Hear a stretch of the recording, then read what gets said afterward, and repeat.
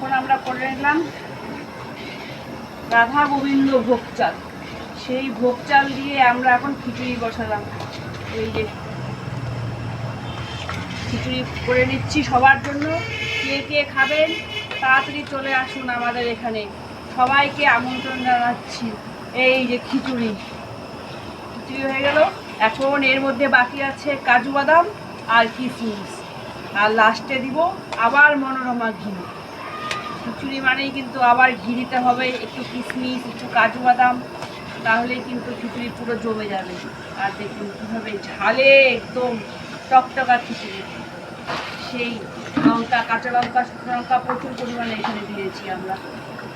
কে কে খাবে তাতে চলে আসুন সবাই।